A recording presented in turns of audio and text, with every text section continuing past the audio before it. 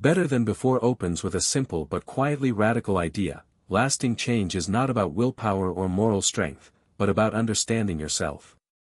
Gretchen Rubin frames the book as a personal investigation sparked by her own frustration with habits that should have been easy to keep but weren't. She sets a warm, conversational tone, inviting the reader into a shared struggle rather than positioning herself as an expert dispensing rules.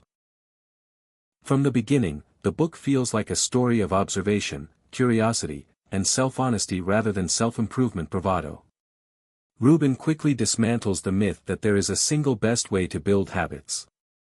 Through anecdotes from her own life and from people she's interviewed, she shows how advice that works brilliantly for one person can completely fail for another. This insight becomes the emotional engine of the book. Habits succeed when they fit the person, not when the person forces themselves to fit the habit.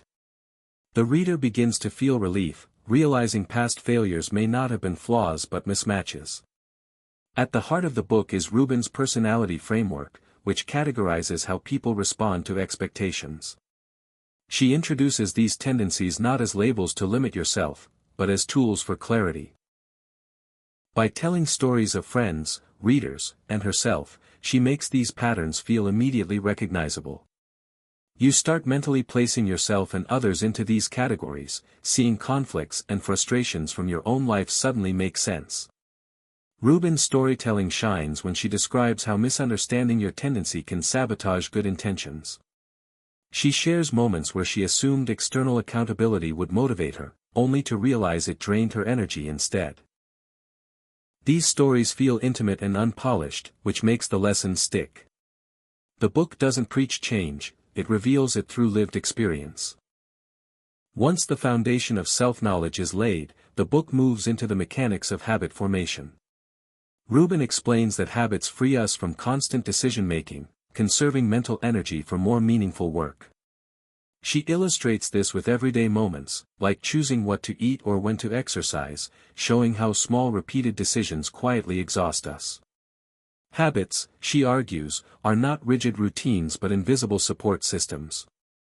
She introduces the idea that beginnings matter deeply. Fresh starts, whether tied to dates, life events, or emotional shifts, carry disproportionate motivational power. Through stories of people who successfully changed by leveraging these moments, Rubin shows how timing can transform effort into momentum.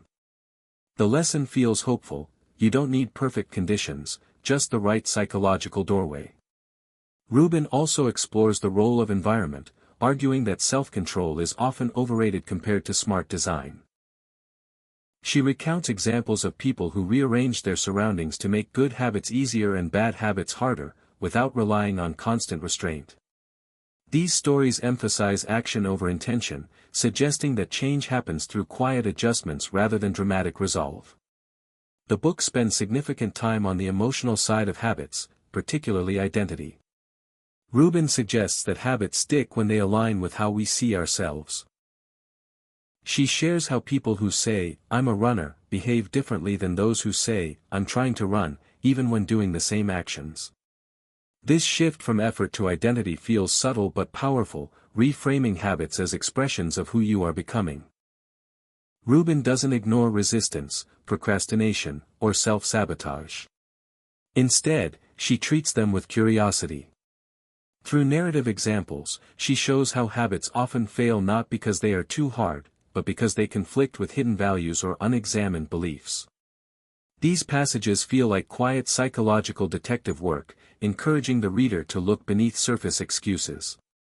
One of the book's strengths is its compassion. Rubin repeatedly emphasizes that habit building should not be used as a weapon against yourself.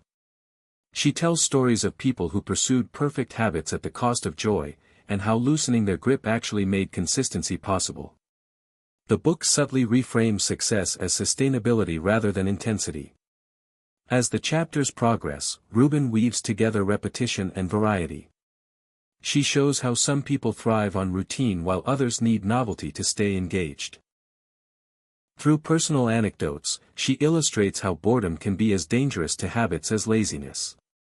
The reader learns that consistency does not mean sameness, and that smart variation can preserve long-term commitment. Rubin also highlights the social dimension of habits. She tells stories of couples, families, and co-workers whose habits clash or reinforce each other. These narratives reveal how expectations from others can motivate or paralyze us, depending on our tendency.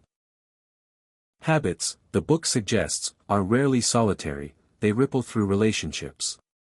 Toward the later sections, Rubin reflects on how habits shape identity over time. She shows how small daily actions accumulate into a sense of trust in oneself. Through stories of gradual transformation, she makes the case that habits are less about achievement and more about self-respect. Each kept promise strengthens the belief that change is possible. The book closes not with a grand conclusion, but with a sense of continuity. Rubin reminds the reader that habit building is never finished, because life keeps changing. She returns to the idea that self-knowledge is not static, and that revisiting your tendencies is part of staying better than before. The tone feels reassuring rather than demanding. By the final page, Better Than Before leaves the reader with something more valuable than motivation: clarity. Through storytelling, reflection, and practical insight, Rubin shows that consistency grows from alignment, not force. The book doesn't promise transformation overnight, but it offers something quieter and more durable, a way to work with yourself instead of against yourself, one habit at a time.